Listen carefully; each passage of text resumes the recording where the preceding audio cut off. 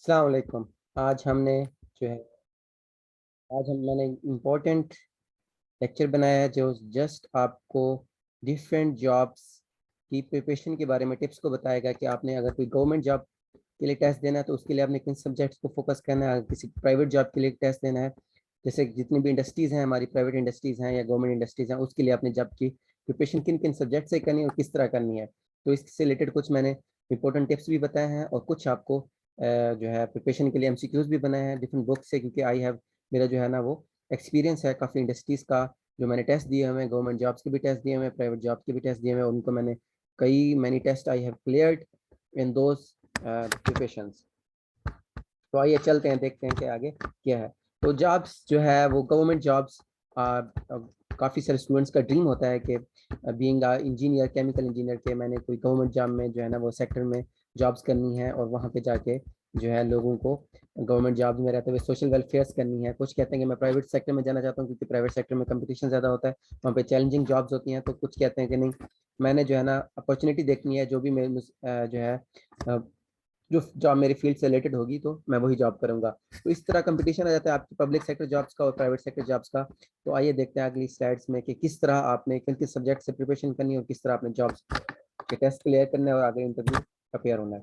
तो अगर मैं जब गवर्नमेंट जॉब्स की टेस्ट की बात करूँ तो वो आपके मोस्टली जो है ना वो फ्लूइड डायनामिक्स, फ्लूइड मैकेनिक्स के टेस्ट से सब्जेक्ट से होते हैं और केमिकल रिएक्शन इंजीनियरिंग के जो है वो सब्जेक्ट से होते हैं और केमिकल इंजीनियरिंग थर्मोडायनामिक्स के सब्जेक्ट से होते हैं और प्रोसेस हीट ट्रांसफर के सब्जेक्ट से होते हैं।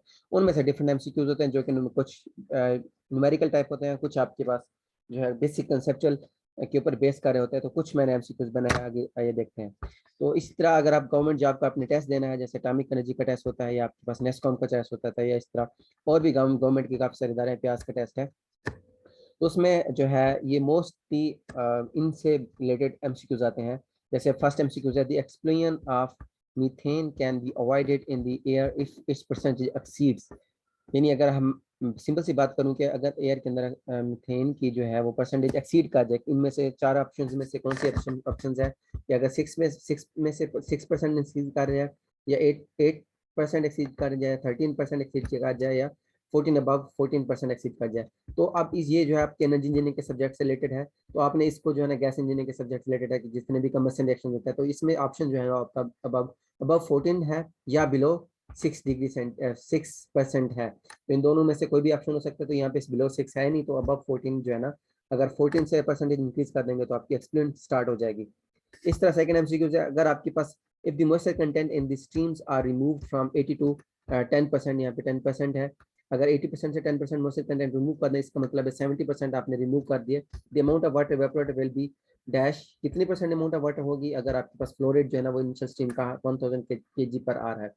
तो इसमें कॉमन सी सेंस है कि ये आपके पास जो मैथ्स जो है, maths input maths is equal to out maths होना चाहिए, 1000 से तो एक्सीड कर ही नहीं सकता। तो ये ऑप्शन बी और option D both are eliminated. अब आ जाते हैं हम ऑप्शन सी के ऊपर, ऑप्शन ए के ऊपर। तो ऑप्शन सी की मैं अगर बात करूं, क्योंकि हमारे पास 70% मॉइस्चर रिमूव हुए हैं, तो 0.7 फ्रैक्शन है, उस 0.7 को जब 1000 मीजल फ्लोरेट से मल्टीप्लाई करोगे तो आपके पास 700 आ जाएंगे। तो आपके पास 700 जो है ना वो मॉइस्चर रिमूव है। तो इसका ऑप्शन करेक्ट ऑप्शन है तो ऑप्शन ए। इस तरह फ्लूइड ये है आपके पास जो इंडस्ट्रियल स्टैटिस्टिक्स का क्वेश्चन है, या आप इसको ये भी कह सकते हैं, ये जो है हमारे पास मैथ्स ट्रांसफर के सब्जेक्ट से जो है सेपरेशन प्रोसेस के सब्जेक्ट से या simultaneous heat and mass transfer subject से, वहाँ से भी ये जो है आपके पास ड्राइंग जो है वहाँ पे पढ़ाई जाती है, उससे भी एमसीक्यू उसी से रिलेटेड ही है, वहाँ से ही है। इसका दी एजिटेटर जो कि आपके पास फ्लूइड डायनामिक्स फ्लूइड मैकेनिक्स का सब्जेक्ट है, वहाँ से टेस्ट है एमसीक्यूज है। दी एजिटेटर जो हम मिक्सिंग के लिए यूज करते हैं, एजिटेशन के लिए यूज करते हैं, use for the fibres and more viscous material. Fibres और मिस्टर मटेरियल का जो अब हम एजिटेटर लगाते हैं, जो यूज करते हैं, that is for option A turbine plate, that is second option is cone type and third option is axial and fourth is helical blade। तो इसका राइट ऑप्शन है हेलिकल ब्लेड, क्योंकि हेलिकल ब्लेड जो है ना viscous material होता है, तो हेलिक्स की फॉर्म में वो उसको आगे कैरी आउट कर लेता है। एक और ऑप्शन है आपके पास जो है that is also related from mass transfer. A commercial cell has 13 plates, the number of negative plates will be. तो इसको प्लेट्स को नंबर ऑफ नेगेटिव प्लेट्स निकालने के लिए हमारे पास फार्मूला होता है n+1 डिवाइडेड बाई 2। तो n हमारे पास नंबर ऑफ प्लेट्स होती है, 13 प्लेट्स हैं, तो 14 divided by 2 that is answer is 7। अगर पॉजिटिव प्लेट्स हो तो आप नेगेटिव प्लेट्स हो तो प्लस करते होते हैं, पॉजिटिव प्लेट्स हो तो आप माइनस करते होते हैं। तो उस हिसाब से आपने इस एमसीक्यू को सॉल्व कर लेना है। अब नेक्स्ट चलते हैं, नेक्स्ट हमारे पास जो एमसीक्यूज है that is related from humidity flow chart से। In case of unsaturated mixture of liquid and vapour the relative saturation that is less than the percentage saturation. तो इसमें से ऑप्शन है लेस ऑप्शन परसेंटेज होती है, हमेशा relative saturation आपके पास ज्यादा होती है, परसेंटेज सैचुरेशन हमेशा कम वैल्यू होती है। तो मोर होती है, लेस होती है, इक्वल होती है, नन ऑफ दीज इनमें से कोई ऑप्शन नहीं है। तो इसमें से ऑप्शन आ गया मोर, यानी हमेशा आपकी रिलेटिव सैचुरेशन, क्योंकि वो रिलेटिव कंडीशंस के ऊपर होती है, ड्यू पॉइंट के ऊपर होती है, तो इस वजह से रिलेटिव सैचुरेशन हमेशा आपके पास ग्रेटर देन होती है देन दी परसेंटेज सैचुरेशन।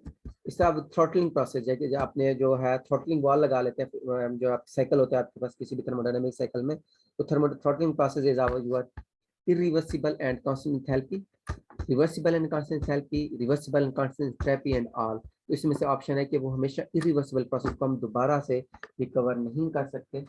और इंथैल्पी आपके पास जो डेल्टा एच है, enthalpy inlet enthalpy is equal to outlet enthalpy होती है। तो आपके पास ऑप्शन जो है इसका करेक्ट ऑप्शन है ऑप्शन ए। इस तरह फ्यूल जो है, जितने भी फ्यूल जो है ना वो हीट प्रोड्यूस करते हैं, किस वजह से प्रोड्यूस करते हैं? Due to oxidation process, due to reactive process और ड्यू टू एग्जोथर्मिक प्रोसेस। तो जितने भी ऑक्सीडेशन फ्यूल के जितने भी फ्यूल हैं वो हीट प्रोड्यूस करते हैं ड्यू टू कंबशन प्रोसेस। तो combustion process are for addition of oxygen, तो all these combustion process oxidation process. इस तरह एपी ग्रेविटी जो कि हम पेट्रोलियम प्रोडक्ट मेटन पेट्रोलियम इंस्टीट्यूट में पेट्रोलियम प्रोडक्ट्स की जो है कंसंट्रेशन को मेजर करने के लिए यूज करते हैं। Petroleum product is given by the formula. इसमें से जो है हमेशा आपने याद रखना है कि इसका जो जब भी इसको यूज करना है तो आपके पास 10 का डिफरेंस आना चाहिए, मैंने 31 ऊपर है तो 141 और 131, तो इनमें से 10 का डिफरेंस जिसमें यानी डिवाइडेड बाई स्पेसिफिक ग्रेविटी। तो ये आपके पास ऑप्शन ए है, ये भी ऑप्शन रॉन्ग है, ये भी ऑप्शन रॉन्ग है और नन ऑफ दिस हो नहीं सकता। इसी तरह अब नेक्स्ट एमसीक्यू जो हमें आपके पास mass transfer से सेपरेशन प्रोसेस है at the azeotropic distillation. Azeotropic distillation तभी होती है जब आपके पास जो है ना वो कंसंट्रेशन जो है लिक्विड और वेपर्स की सेम हो जाती है, जो आप इन ट्रेनर यूज कर रहे होते हो उसकी वजह से जो मैस ट्रांसफर एजेंट यूज कर रहे होते हो तो सेम हो जाएगी, डिफरेंट हो जाएगी, will depend on mass of solvent, तो its concentration will be same. इस तरह लास्ट ऑप्शन है दैट इज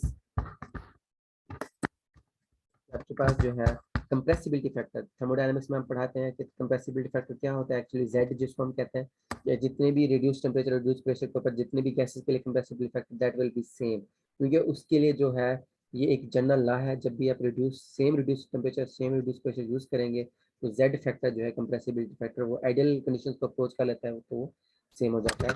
आई होप के ये एमसीक्यूज आपको अच्छे लगे होंगे। तो नेक्स्ट जो है लेक्चर उसमें मैं और भी सब्जेक्ट्स के एमसीक्यूज बनाऊंगा, केमिकल इलेक्ट्रिकल इंजीनियरिंग के बनाऊंगा और इस तरह हीट ट्रांसफर के एमसीक्यूज होंगे। That will be very informative for your anti test for your test preparation, government job test preparation.